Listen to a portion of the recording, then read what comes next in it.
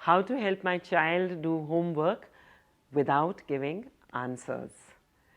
Hello, मेरा नाम वंदना सक्सेना है। मैं एक स्कूल की प्रिंसिपल, एक टीचर और एक लीडरशिप ट्रेनर हूँ।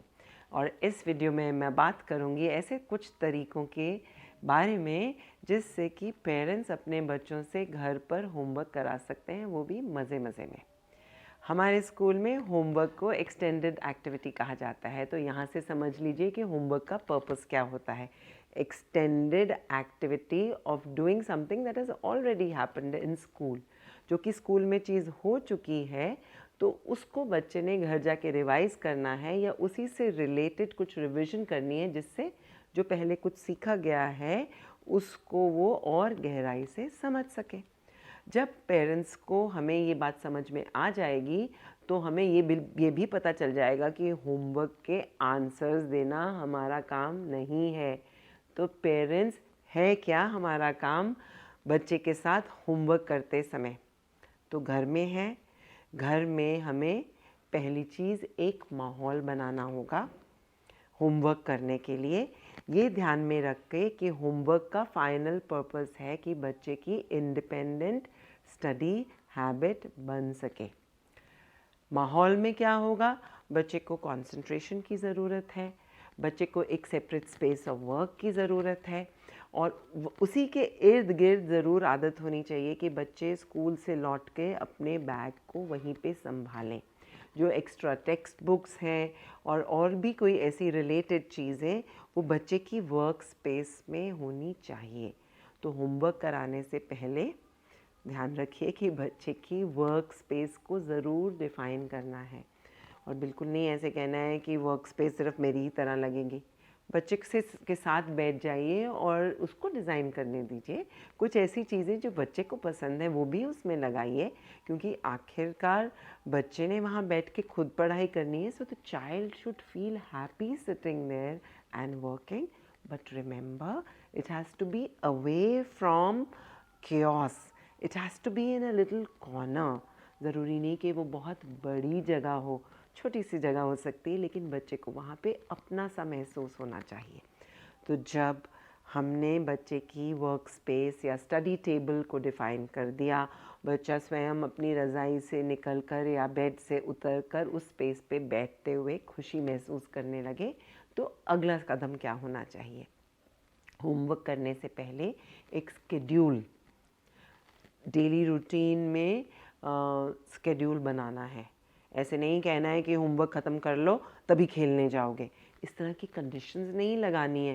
Don't make the child feel that the homework is in the form of a punishment, या तुमने आज का होमवर्क किया फिर आपको 1 घंटा या आधा घंटा मोबाइल पे मैं खेलने दूंगी। ऐसा भी बिल्कुल नहीं करना है। Normalize the doing of homework in the routine of the child. जितना उसको नॉर्मल फील करेंगे, करने की नॉर्मलाइज करेंगे, तो बच्चे को एक तरह से ये आदत पड़ जाएगी। So you can fit that in the daily routine of the child कि बच्चे घर आए और आके उन्होंने थोड़ा रेस्ट किया, खा लिया, पी लिया, उसके बाद उसको टाइम को बांधने की कोशिश कीजिए। इस चीज़ में एक चीज़ का ध्यान रहे कि ये मत सोचिए कि 3 ही दिन में आप 5 to 6 का टाइम देंगे और बच्चे 5 से 6 पढ़ते हुए नज़र आएंगे। You will have to identify the most productive time for your child. ये समझना पड़ेगा कि वो टाइम स्लॉट कौन सा है जिस समय आप, अगर बच्चे की आदत डल रही है तो you have to be around, या बच्चे की आदत पड़ गई तो वो अपने आप उसको फॉलो करेंगे। So you find out the most productive time for the child to do that homework. उससे पहले rest and a little refreshment, all that should happen prior to doing of the homework. अब हमारी work space भी बन गई, time schedule भी fit हो गया। अब हमने देखना है कि होमवर्क करते समय एक्शंस क्या होंगे। सो the child should sit down on the study table and desk, and bag से वो अपनी बुक निकालेंगे या डायरी निकालेंगे एंड विल रेफ़र कि आज हमारे को इतना टाइम, इतने सब्जेक्ट्स का होमवर्क मिला है, and what is the nature of the homework. So as a parent आपका क्या रोल हो सकता है? You can sit and read the homework with the child initial stages, you can guide the child that what type of homework is it. Is it a simple reiteration of facts? क्या बच्चे को किताब को पढ़कर कुछ सवालों का direct जवाब देना है? क्या कुछ वो प्रैक्टिस सम्स हैं? तो मेथड ऑफ स्टडिंग के बारे में आप बच्चों को गाइड कर सकते हैं. क्या वो एक एक्टिविटी है, उस एक्टिविटी को परफॉर्म करने के लिए कुछ और मटेरियल चाहिए, तो वहाँ पर आप बच्चों को वो मटेरियल गैदर करने में मदद कर सकते हैं.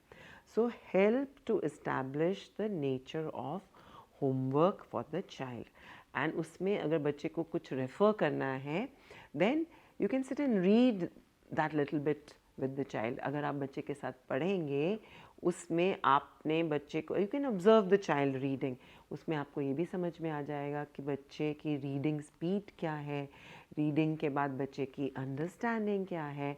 You will be able to gauge a lot about the current status of learning of the child by doing these activities of the child. फिर भी ध्यान रहे कि होमवर्क में आंसर आपने नहीं देना है. बच्चे को इनकरेज कीजिए to find the answer themselves.